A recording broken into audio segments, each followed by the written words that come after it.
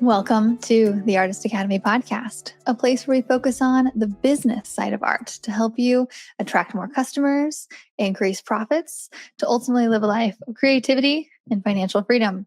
I'm your host, Andrea Earhart, and I had to check really quick to make sure the mic was on and everything is good because this is second solo episode to where I am on video, and it's just weird watching myself, and I'm just making sure everything is good to go. And I think we're good. But it's so funny though. You could probably, if you've listened to this podcast for a while, you could probably recite that intro yourself. But every time I sit down first to record, I have to read it in order to get going. Because if I try to do it on my own, I will mix up a couple words, like 2 or 3, where it still makes sense. Wait, no, that wasn't it. It's funny, like when you're on the spot, the things you have to do. Anyway, just sharing that. But today we are talking about, it's just me here in this room talking about it. But to you, with you, if I could, we're talking about 100K in 100 days now for the third time. And if you haven't listened to the previous 2 podcasts that are all about making $100,000 in 100 days starting January 1st, it's okay. You don't need to listen to the other ones. And I'm not going to go over a lot of what I've already talked about. Just the gist of it though is January 1st, I have a goal of making $100,000 in the first 100 days of 2025. And I'm pretty excited about it. And so the past 2 episodes, I've been talking a little bit about, the back end of things that need to be done in order to hit that. And I'm going to be continuing this talk today. And I'm doing this for a couple reasons. One, there's a lot that goes into something like this. I could just tell you, hey, send out 100 pitches in every day of January and you'll probably hit it. Or it's like I could do the strategy stuff, and we're going to talk about strategy stuff, but there's so much more behind that. Like say I told you to do that. And I was like, if you send out 100 pitches for your art in the first 100 days of January, like you will get jobs. A lot of you will listen to that and think that's a really good idea. And then you just won't do it.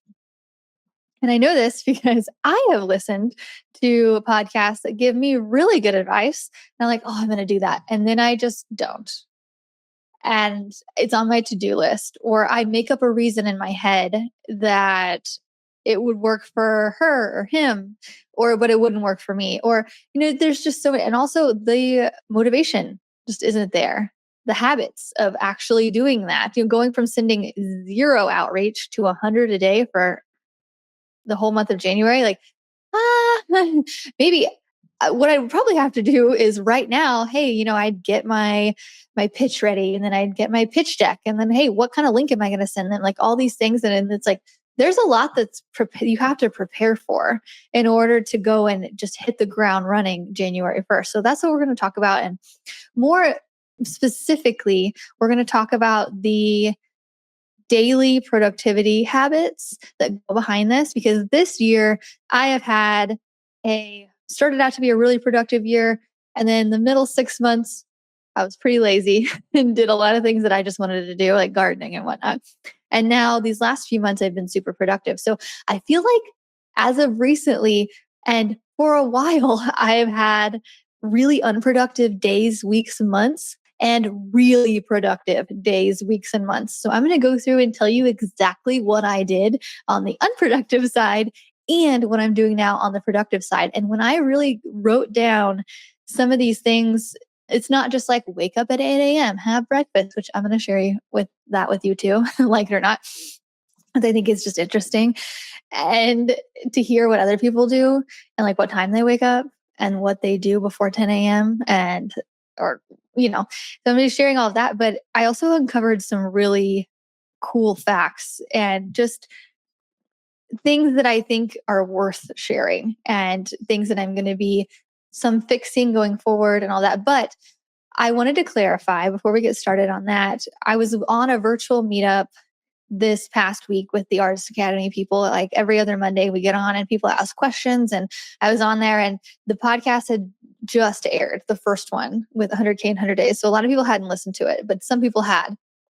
So I was like, okay, guys, who's ready to do this with me? And they were like, what? What do you, some were like, wait, how are you going to do this? And then some were like, I'm a little confused on like, should you be doing 100K in 100 days? Like, what does that consist of? So just to be super clear, if you're making a 100K in 100 days goal and you're like, okay, I am brand new to this art world, obviously you could make your own income goal and whatnot, but like, what number should you do? That's what I'm going to talk about first.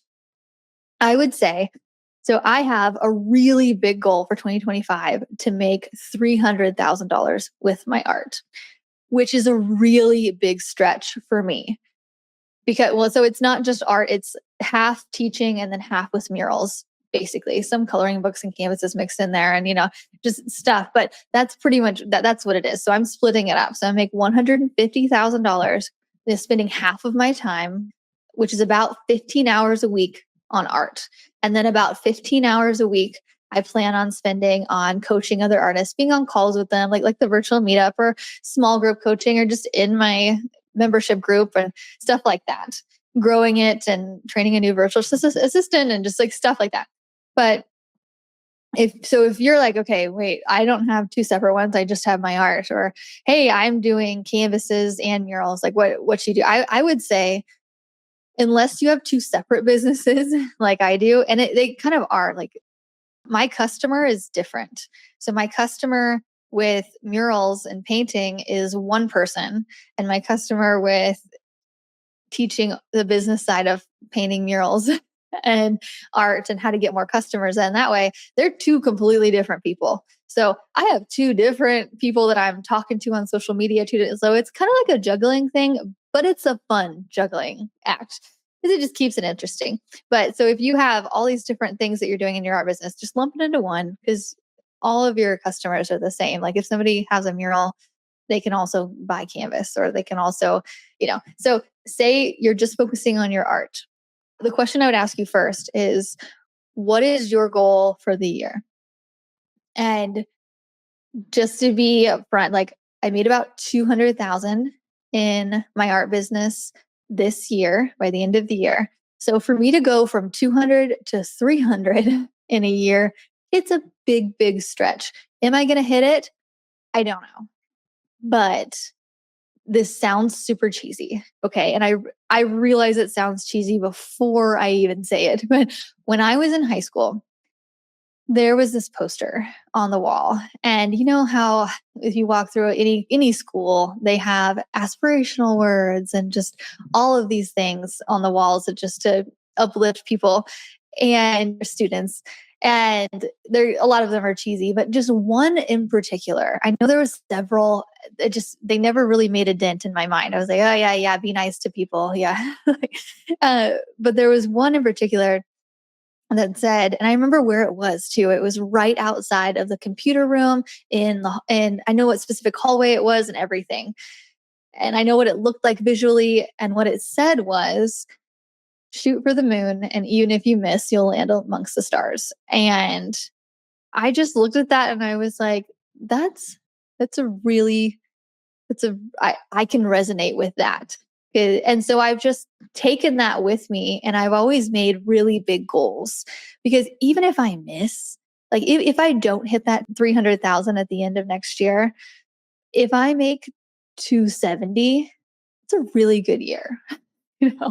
If I make anything above 250 is like a win in my mind. It's not like an ultimate win, but it's still a win. So but then I have to really, because if I work backwards from that, then just in designing my day, designing how much I need to make per day, designing how many customers I need to get, if I shoot for that, then I feel like I land way higher than if I were to shoot for something realistic. So a realistic goal for me next year would be 250, probably. And I think it would still be a little bit of a stretch to hit it, but I think I could do it. But I'm like, why go for that? Because then my chances of hitting 275 are none. None. So you might as well go for 300. So I share that, and those might be big numbers to you, or they might not. I don't know, but probably to most it might be a bit bigger of a number than you're you're thinking about hitting. So what is your number? What is your number that's like, woo, shoot for the moon number? Have that, and then divide that number by 3. And then that is your number for the first 100 days of the year. And it also gets you, like, breaks down the goal, right? Instead of doing the year long goal, which we can kind of get lost, like month by, like season by season. It's like you kind of like you have the goal in the back of your mind, but you just, the daily thing, since it's such a stretched out amount of time, it, you just, it can kind of just get lost. But whether as like a really short goal, it's really easy to focus on that. Like, say, I don't know. Say I really want to make whatever, this month. It's like, okay, like breaking that down, it's like you have a tight deadline. Like also the same, like when you go to paint somewhere and you have one day to do it, right? Versus you have a whole month to do it. It's like the day to day, it's like, what do I need to do? It's a little bit harder to shoot for the goal when the timeline is so big. So we're shortening it. And we're also giving ourselves a little bit of leeway too. So there's a whole like 65 days there that are not accounted for, that I'm planning on not working at all and just like chilling and just letting my brain rest. But for these 100 chunks, so the first 100 days of the year, that's my focus, and then we'll reassess after, like, see where we've got, and then I might do another one. I don't know, we'll see. I might just want to rest for a week or two, and that's fine. But then I might start another 100 days after that, because it just like it helps my brain and makes it more like you're not celebrating one time at the end of the year, you're celebrating 3 different times, and you're also reassessing after every time and say, okay, like, just to think about it again. Okay. So get your number, and then that's your number that it should be for the first 100 days. So we're going to go back and figure out how we're going to do this. Okay. So I wrote down my productive week and my unproductive week. And so throughout the summer, I'll just start with my unproductive week. My unproductive week was work about 1 to 2 days a week. At 10 a.m. Actually, let's go back.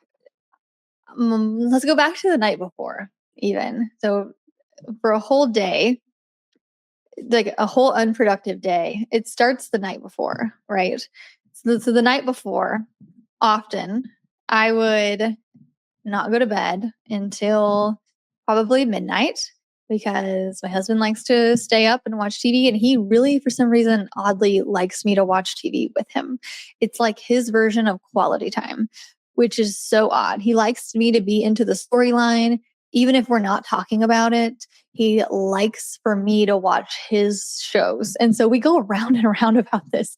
And I'm like, I don't want to watch this explosion army movie about, and he's like, well, it has a really good scene, like, and I'm like, no. So for us to find something that we both like is tough. But anyway, so I will stay up till midnight, and then we'll finally get to bed, and it's maybe even 12:30. And so the next morning, when my toddler wakes us up, who he still sleeps in our room, by the way, he's 2, and for now until I want him to leave, which is like never.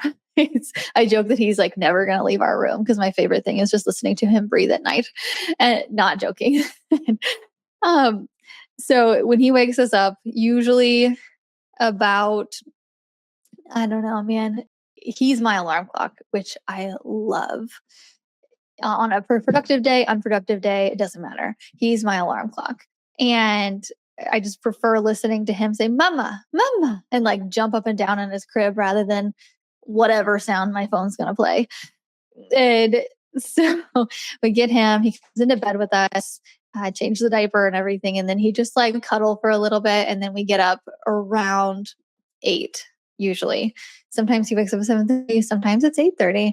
and we have a very slow morning. And the slow morning part doesn't change from my unproductive week to my productive week. The only thing that changes is I get more sleep on the productive weekend.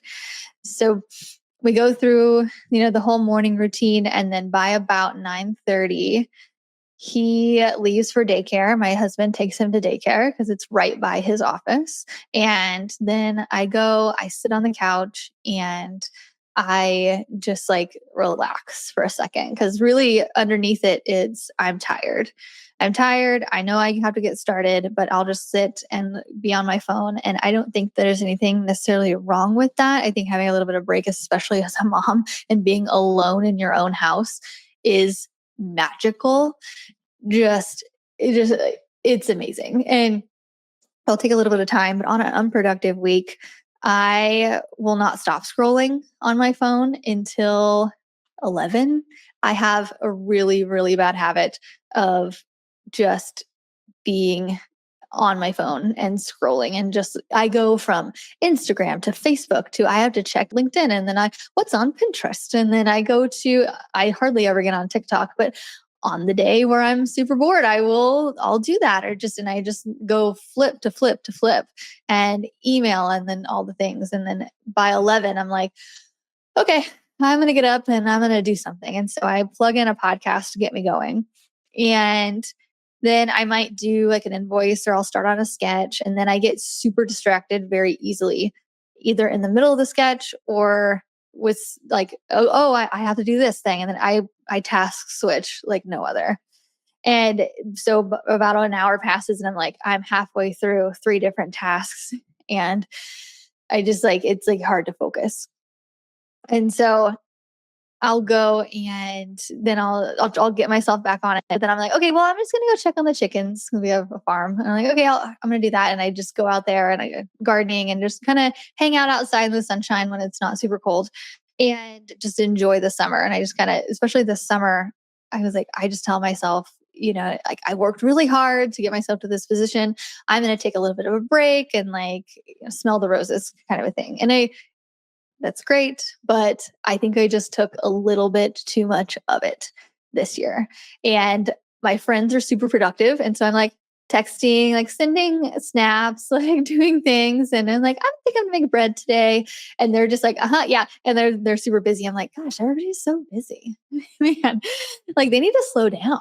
Man, like I think I've got it figured out, but really, I don't know. There's a balance. And then I'll do a little bit more work, and then I'll listen to some more podcast stuff, and it gets me going again. I'm like, okay, yeah, I've got to do this and that. And listening to podcasts, it does get me in the productivity swing. But I've learned that if I'm not painting, so while I'm painting, I give myself permission to listen to podcasts like on and on and on, right? Or when I'm in the car, or like if I'm doing something else. But when I'm home and I should be, doing stuff like painting or doing some other kind of computer work or a bunch of sketches or all the things, like I'm like, okay, I need to just tune everything out and just do it. And then on some weeks, I'll just say heck with it and I'll go pick up my son early from daycare and we get to spend more time together, which also is a great thing when I have it. But overall, that habit, that kind of stuff, that's usually like a Monday. If I have somewhere to be and I've scheduled a mural, which I did about 1 day a week this summer, I'm pretty productive when I'm there. I for some reason when I'm on a mural site, I'm like, okay, how much can I make per hour? And it's like a game in my head. It's like, okay, let's go. And like today, I was just painting 2 kids' rooms, and I was like, okay, if I get done by 2, that means I make $200 an hour, and then blah, blah, blah. And it's like, but if I'm getting done after 2 o'clock, then I'm like, oh, like my hourly rate is like going down in my head because it's already a predetermined time. And it's like, it's a game that I play. And so super productive. But then when I'm done painting, I'll come home and just relax, hang out with my child, which is great. But and or pick him up early or whatever. And then the next day I kind of go back into, which was day one of around the house. Like, oh, I'll do a little bit of the, maybe I have a podcast episode, and it's just like, it kind of piddles around. And that's great. And with that, I would probably, if I did every day just like that, or every week just like that, I'd probably make like $100,000 a year painting murals and then doing art coaching, and which is pretty great. Like, no complaints in that. But for somebody like me who is extremely motivated, and I know I can be doing more, and I know I can be coaching more people and painting more cool things and doing things like it, after a while, it kind of bugs me. After a while, I'm like, okay, let's get into gear. I have really big goals. And so let's stop being what I think of is kind of lazy. So let's compare this to a productive week. So this week specifically was extremely productive. First, we'll start off nowadays. Last night, I go to bed when my toddler goes to bed, which is about 10 o'clock at night. He stays up late. He doesn't sleep as much. He takes after his father. And so I go to sleep right after he does. And then by the time he wakes up, sometimes I'll naturally wake up a little bit before him, or sometimes not. And we'll wake up together. And by that time, I am overly rested. I've had like 9 hours of sleep by the time I get him to bed, and then I get to bed. And then we both wake up after about 10 hours after him. Like, and it feels so great. Especially when I wake up about 10, like 30 minutes before him naturally, my mind has time to wake up. And that way, when he's ready to wake up, he's like, Mama, I'm not like, oh, hi. I'm like, hi, like, it's my baby boy. Like, it's just, I can tell a difference. And he's super energized because he's been sleeping for forever. I'm super energized because I have had a lot of sleep. And then we start the day off like that. And I'm not hitting a wall in the middle of the day where I'm like, I'm just going to lay here and relax. Or, I'm like, okay, let's go. And I just wear myself out throughout the day. By the time it's time to go to bed, I'm like, done. Right. So same thing at about 9:30, he goes to daycare, and then I sit down on the couch, and lately I prep for the call that I have scheduled for myself at 10 a.m. with the girls that I'm coaching through Mural Money Bootcamp, which is the new small group coaching program. But I specifically set that at 10 a.m. because I know that my toddler leaves at 9:30 and I have a little bit of time to prep.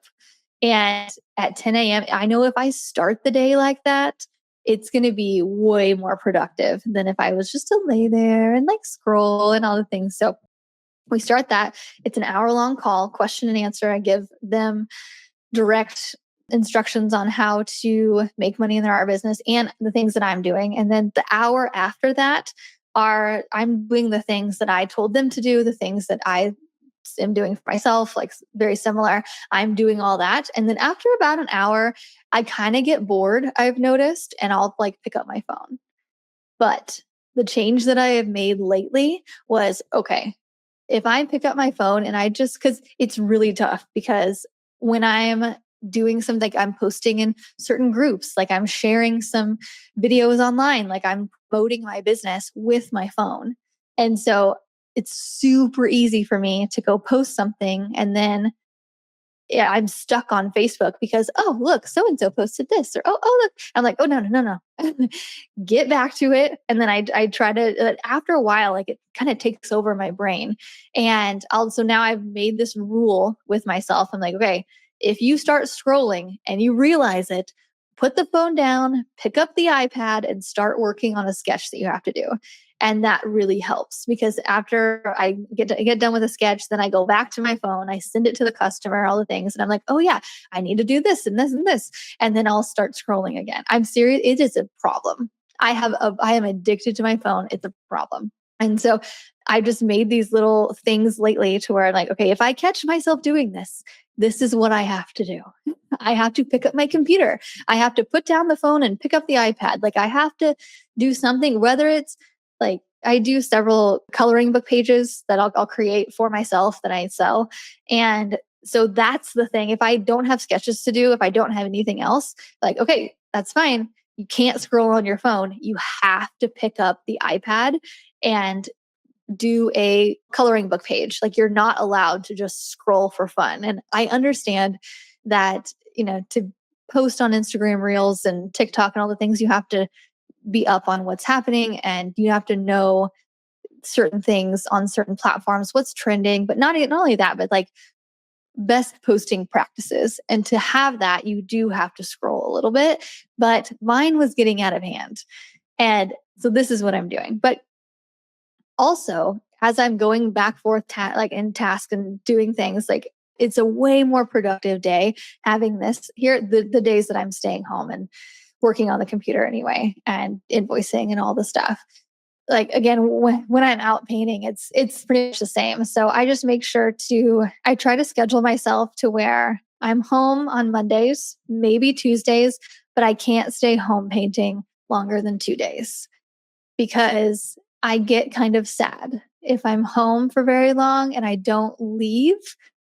I've tried to work in habits to where I go and, walk to the mailbox and like do that things. And it helps, especially in the summer, to be outside. But as soon as the weather starts to turn as it is right now, it's cold. It's not that fun. I just get sad staying home and not getting outside as much because it's freaking cold. And so I've made it to where I am doing a painting on Wednesday. I'll stay home Monday, Tuesday, but I plan a mural for Wednesday. And then I can if it's a 1 day project, I'll give myself Thursday for a possible spillover day, or I have stuff to work on at home, more coloring book pages, more whatever. And then I might schedule something on Friday. So if I have like 2 1 day things, which happens quite a bit, like today I just did a kid's bedroom that takes 1 day.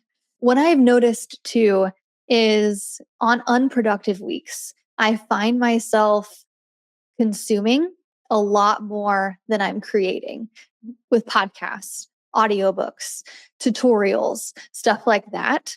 Now that I've gotten into hiring this new VA and I'm working through this system of like just how to like organize my business a little bit better and my coaching business and just how to make videos better and like all these things I'm currently working through a couple of different programs.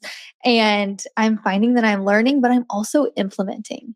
I'm filling things out. I'm creating more videos instead of listening to somebody on how to create videos or listening to a conversation about best work practices. I'm making my own, so I've noticed that I haven't really listened to podcasts almost all this week, except for when I was painting. Although when I was painting, I was listening to a course, like a business course that I had purchased. And then when that was over and I had taken some notes while I was like painting and whatnot, like doing 3 things at once. After that was done and my mind needed a little bit of break from that, then I plugged in a podcast for the last 2 hours of the day painting. But I'm like, well, this is the best career ever. We can listen to whatever we want to listen to while we paint. And it's the most productive. Like, I don't know how other people listen to podcasts. Like in the car, is that it?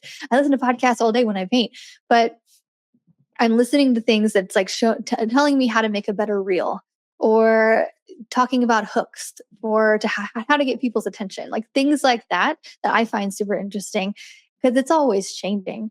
And I'm making notes. I have so many notes in my phone about the things I want to make. And then I come home and I edit that video real quick before my toddler gets home. And I edit the video, I put the hooks on it, and then I'll just put it in the drafts folder of my Instagram. I might post one, but I'll edit a couple right then and then I'll add some music to it later or whatever. But it's like batching that on days where I'm not feeling super inspired to make a video or edit it or whatnot. That's a big thing. And because I feel like as artists, also, we should be creating the majority of the time and not necessarily creating for other people, like reels and whatnot. We should be painting and creating video that we like to create, not necessarily just because it's going to be a viral thing or get a bunch of attention. It's like I'm really getting into making videos that I like to create and that feel fun and that get the engagement that I want. Either I'm asking a question about, like I just posted a video not long ago that was like, hey, like I literally lifted up my painting can, which was like an old grapefruit container. I was like, does anybody else use these like janky supplies whenever they're like, that was just a super easy, fun video for me to make. And it got a lot of comments. And I'm like, okay, I'm just going to focus more on that. Or like the trick videos where you start out painting and then I don't film at all throughout the whole thing. And then at the end, I just do a little trick in it and then that's done. I really enjoy doing that because then I could just focus on painting. I have a beginning and an end, and then I can put a cool caption on there. And that's fun for me. And so, yeah, I'm focusing more on creating what I like to create or even just taking a photo. I feel like photos work better on Facebook and they take 5 seconds to do. It's making ourselves do it. But I share all of this because, as we build our art businesses and we make habits and our schedules and everything, and it just sometimes it can be really overwhelming, especially because we want to do all these projects and then there's so little time and it's just scheduling ourselves. But sometimes when I've had a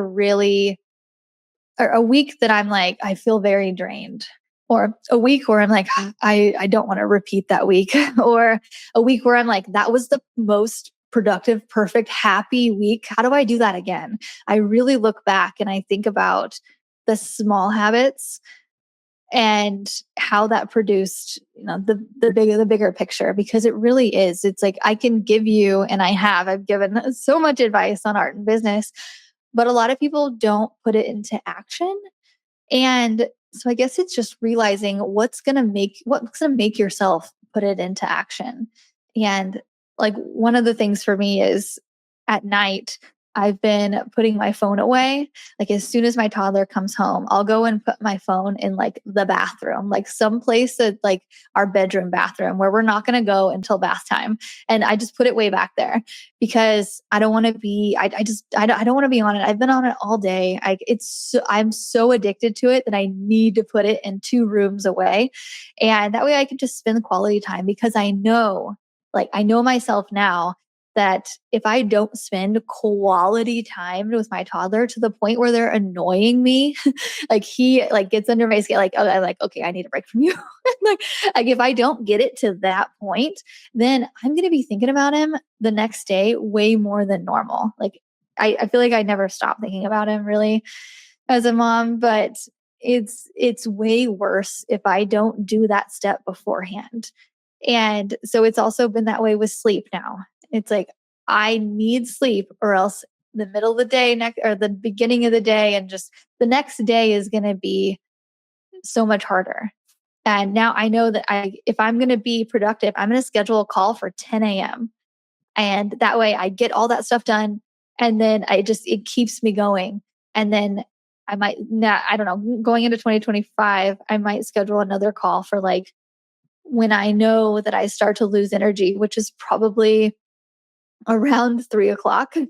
I kind of start to lose. I'm like, okay, like if I had another call, maybe at 3 o'clock, maybe that would, or like scheduling something at 3 o'clock to where my alarm goes off and it's like, oh, this is where you have a kombucha or something. And like for some reason, drinking kombucha is just like it just puts me in a good mood. It like makes everything, it's like my productive drink. It's like I open one, I'm like, okay, this is my get shit done drink. Really, that's how I think about it. And so I make sure to have that stocked in the fridge. It's a weird thing. It's my thing though. And yours might be caffeine. I don't know. I can't do caffeine. It just makes me even more anxious. It makes me grind my teeth. It just like, it doesn't help my mom anxiety. Like nothing. It doesn't help me sleep. Like, so I just don't do that. But kombucha, I can get down with that. So I don't know. Just figure out what would be your ideal week and what are the micro things that you would do beforehand and during your most productive week. Like, do you want to send out 100 outreach emails every single day? Or does 20 a day sound more attainable to you? Like making your schedule to where to do the things that you know you need to do in order to stay productive, gain more mural customers. And which is me, I mostly do it on social media. Like that's my major one. I like to put out photos out there in the different Facebook groups and to my audience and just in different niches and on LinkedIn and stuff like that, and just say, whoever wants something, reach out to me. I've done outreach. It works. It's not my favorite thing to send out 100 emails and get one email back. I'm like, ugh, I would much rather go and do the social media route. But what feels good for you?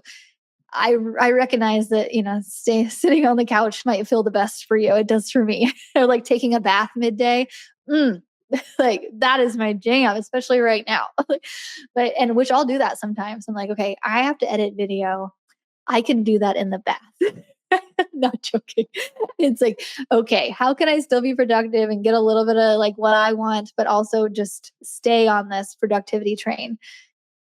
And I say that, but I still only did about 30 hours this week. Like working full time is for the birds, especially with people who have kids. Like how no, like that's not it's no, I'm not doing that anymore.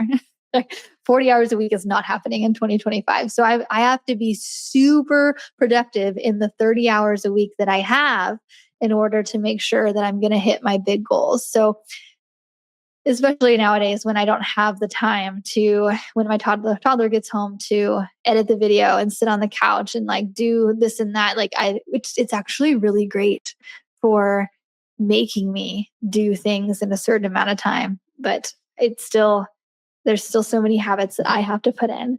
So I would say, as you're going into the year, I'm going to have a 2025 make a marketing plan exercise within the academy. This is not in my small group coaching. The small group coaching, I'm just going to give you your marketing plan.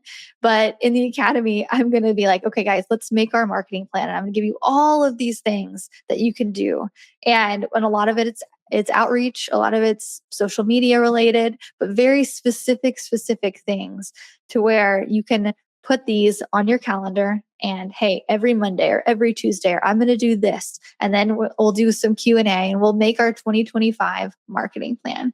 And if you want to do this on your own, you totally can. But if you're not joining us for the 2025 marketing plan within the academy, then it's totally cool. You could make one on your own, but it's just dissecting your habits.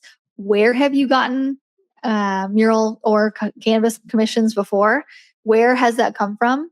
And then also think about all the new ways that you could do it, like outreach, sending emails to businesses, sending DMs to businesses, or, actually, I don't know that I recommend sending DMs to individuals. Like you don't want to be the MLM kind of person. No. But like, what are some other things that you could do starting an email list and just break it down week by week? Say, okay, I want to start an email list to sell prints. Okay, week 1, sign up for the email platform. Week 2, figure out what your welcome to my newsletter is going to be. Week 3, get people on your email list by doing a giveaway. Week 4, start sending out emails to these people and selling to them within each of these. Like you can totally figure this out on your own. It's not rocket science. But if you don't want to figure this out on your own, I literally have templates for exactly what I just told you inside of the academy. Exactly what to put in your newsletter, exactly how to sell to them, exactly what to do, how to get people on there. But if you don't want to follow my templates, you can totally figure this out on your own. But it's just setting a schedule of, okay, this Monday I'm going to do this, and that. And then whatever you would do. I like Mondays. Some people like Wednesdays, whatever. Figuring out what it is, make your 2025 marketing plan. And then for the next 100 days, don't do it for the year. That seems a little overzealous, but do it for the first 100 days and really map out how much you would have to make. So say your goal is 50,000 for the first 100 days. I had to get my calculator out for this. So you'll have to make $500 a day. I knew this. I'm just on the spotlight and I'm like, my brain just kind of goes dead when the camera's pointed at me sometimes. And I have to be like, I have to actually stop and think. But so So I know that I'm going to have to make $1,000 a day for the first 100 days. So if say yours is 50, you're going to have to make $500 a day for the first 100 days. And then if you're say you're not going to work on the weekend, then that's, I don't know what the math is on that, but $700 a day, right? For during the week for 5 days. Yeah. Something like that. So you have to go like work, just put the numbers down and then also think, hey, how many print sales would I need for this? And I've done this with my coloring books, like selling my coloring books. How I was telling my friend about this. I was like, I just made $2,000 in a day painting this logo. Do you know how many coloring books I would have to sell in order to make that? Actually, let me just do. I would have to sell 500 coloring books, about like a little bit less than 500 coloring books, probably like 400 and something, but to make that. And that's just so far off from what I like. I sold about 100 coloring books during my birthday sale, which is like a big thing, a big push. Like I pushed on it for about a week and I sold about 100.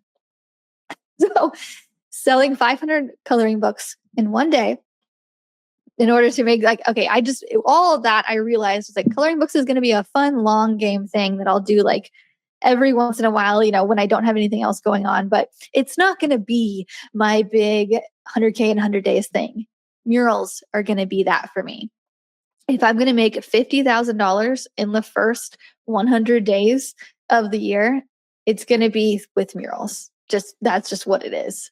And that's why I do Mural Money Bootcamp, which is a training to where I give you exact steps to do every single week and then follow up with you, hold accountability, because I know that if you're going to invest in something, I want to be 100% sure that you're going to make it back quickly and it's going to be worth it. And murals are it. So I say that because, like this summer, I just gave you an example of a really unproductive week, and I'm still going to close out on 200K at the end of this year. And so I can take half the year to be lazy and do whatever I want. I have that freedom because mostly because I learned early how to paint large scale.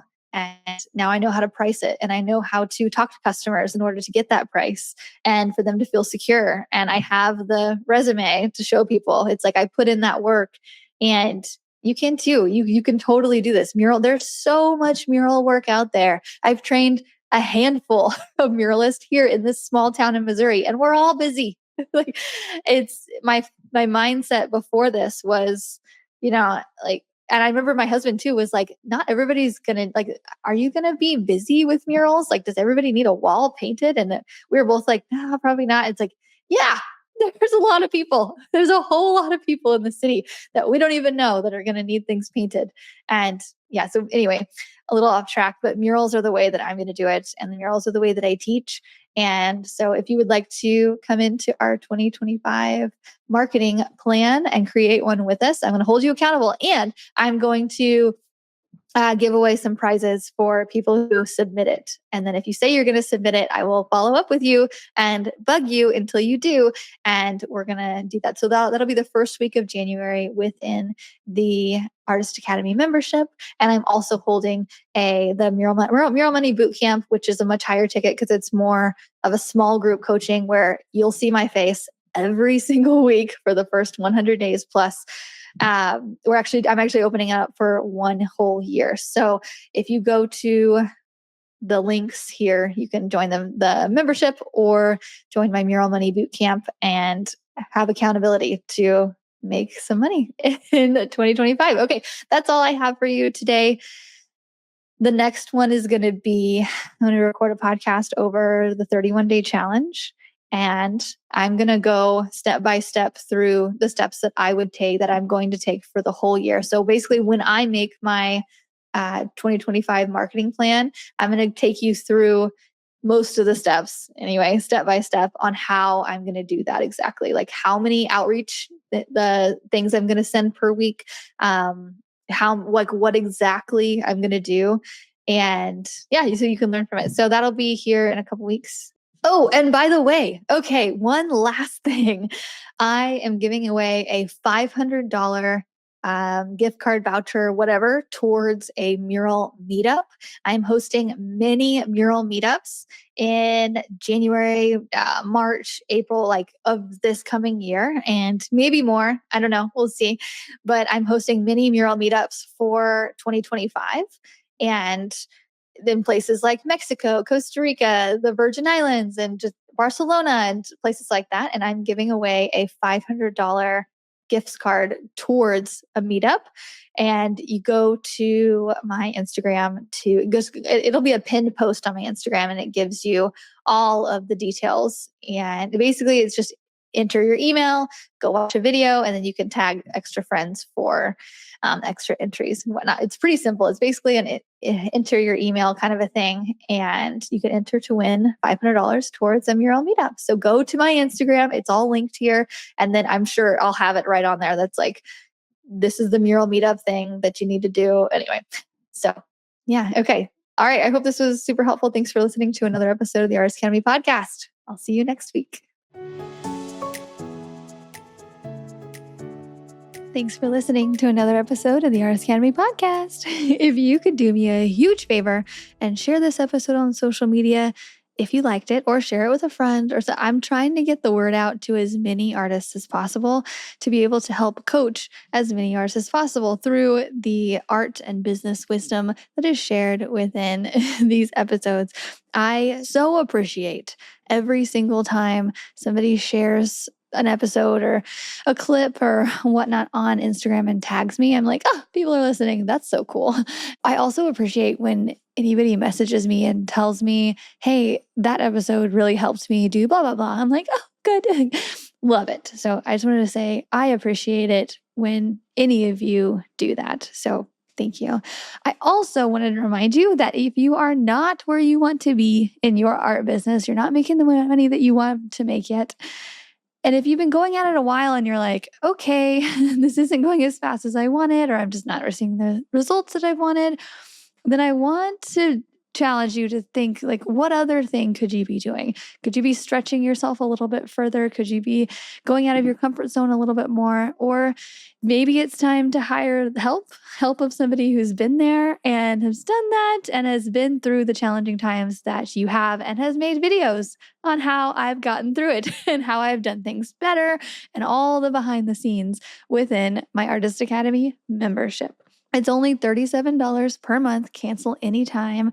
And it showcases everything that I have learned in my art business. And it helps you learn to get there a little bit faster, or a lot faster in terms of some of my students who I have helped quit their jobs and go full time. And some even make six figures. We have plenty of six-figure episodes here on the podcast if you want to dig back into those as well.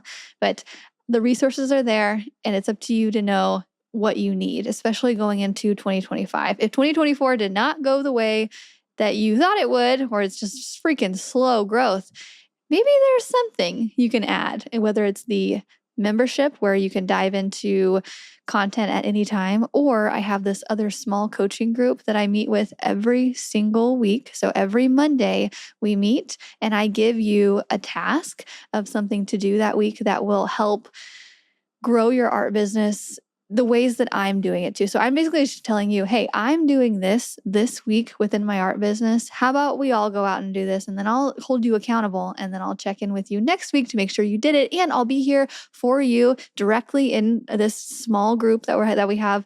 Currently we have 6, and I'm opening up maybe 6 more spots, maybe 7. I don't know.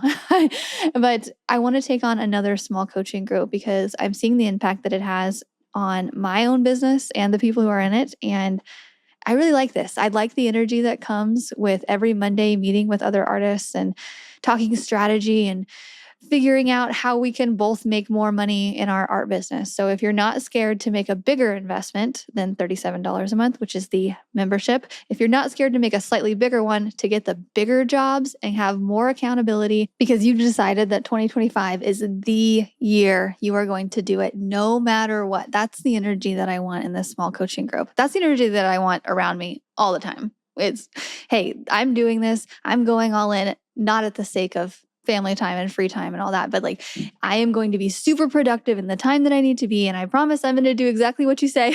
Like, then I want to invite you to join my small coaching group. We meet every Monday and you can be personally coached by me all year. Go to the link here. I have different links for if you want to just apply for the $37 a month membership.